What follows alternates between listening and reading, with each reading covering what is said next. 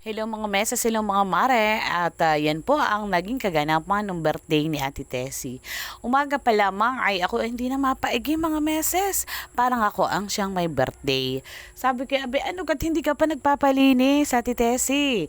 Ay birthday mo na mamayang hapon. Sabi ko pumunta ka dito sa bahay at ikaw ay aking lilinisan ng kuko. Ay ando po, kung anong oras na pumunta sa bahay si Ate Tessie. And nga po, at siya aking nililinisan mga meses. Nilinisan ang kuko mga meses mga mare. At sabi ko sa kanya ay aking ibibidyo at aking nga ibablog. And po mga meses mga mare, habang siya aking nililinisan ng kuko, nandun kami ay nagkwentuhan ng kesyo ganito. Yun daw po ay first timer niyang siya ay maghahanda. Maghahanda ng bonggang-bongga sa kanyang birthday.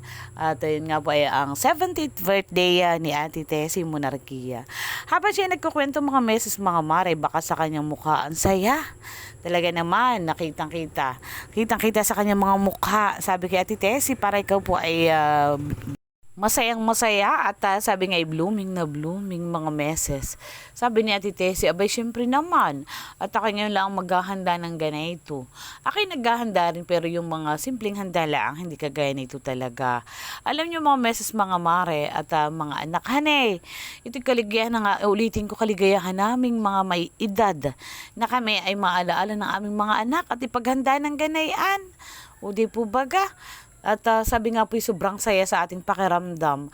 Ay ako'y kahit walang handa, pag ako sinurpresa, kahit simpleng sorpresa, kagaya ng nakalipas na aming wedding anniversary. Ang ginanaki-anak ako binigyan ng sandals. Ako sayang-saya na yun, mga meses, mga mare.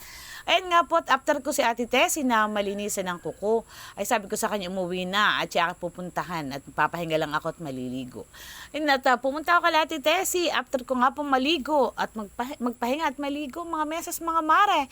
At siya nga po ay akin namang aayusan. May make-upan. Sabi nga maganda na, ay mas lalo pang pagagandahin. Ayan, at tawan-tawa si Ate Tessie, mga meses, mga mare. Sa Ate Tessie, bibidyo kita ha, habang ikaw akin ni make-upan. Ayun nga po, tag-umpisa na kaming mag-makeup at sabi ko sa kanya ay alanganin na yung oras. Kinakailangan ay bago alauna or alas 2. Bago mag alas 2 ay nasa Fiesta Infanta na siya. Dahil dun po ang reception ay kinakailangan ay sabi nga prepared na si Ate Tessie. And mga meses mga mare at sino po magsasabi ay yan ay 70 years old. O di po baga, bonggang-bongga, pak na pak. Talaga naman, ang ganda ni Ate Tessie ay lalong lumitaw. Lumitaw ang ganda ni Ate Tessie. Hindi siya mukhang 70, mukha siyang 50 years old lamang. O di po baga, ay sahas, ay talaga naman. Napakagandang dilag mga meses. Ayun po at nasa Fiesta Infanta na po kami. After ko po siyang ayusan, ay kami po ay nagpalit lang ng damit at dumiretso na po sa Fiesta Infanta para po siya i-retouch mga meses, mga mare. Sabi ko kay Ate Tessie, ay pagdating po sa Fiesta Infanta, ay pag siya magkapalitan ng damit, ay aking i-retouch para always beautiful. Always beautiful and fresh. O, di ba? Mga meses, mga mare. Nakakatuwa po, honey. At siya nga po sa edad na 70 years old, aba, ay nananatiling malakas. Talagang sabi nga po ay anong sinabi ng mga edad kong ganito, kagaya kong sakitin. Ay nakay mas malakas pa sa akin si Ate Tessie, mga meses, mga mare. At sabi nga po hindi tumatanda ang itsura. Siguro po ay kaya ganayon na may tanda na itsura. Ay dahil nga po hindi, sabi nga po problemahin, kagaya ko.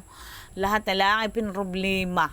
Ay sa house, ay palibas at siya po ay wala nang problema sa buhay. Sabi nga, ay talaga namang hindi tumatanda ang itsura ni Ate Tessie. Nananatiling bata ang itsura, mga meses, mga mare.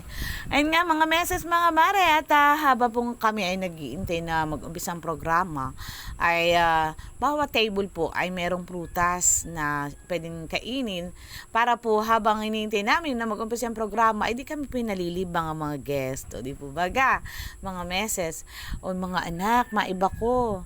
December na ngayon, beke men. Alam niyo na, magbe-birthday ang inyong ina. Kahit hindi niyo ako paghanda, masaya na ako.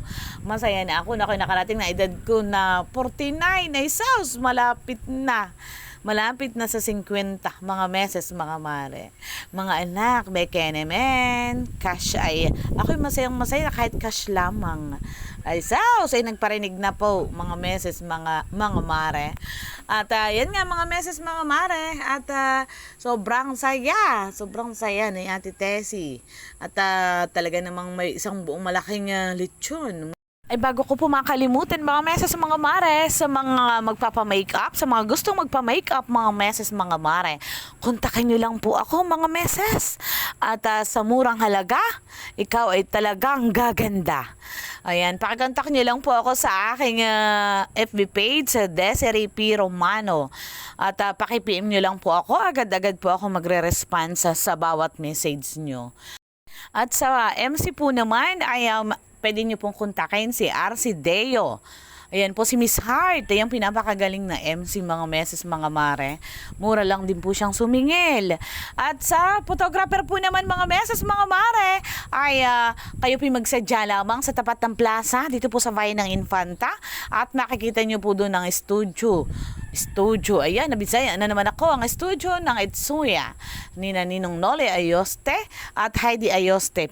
Pakikontak nyo lang po sila.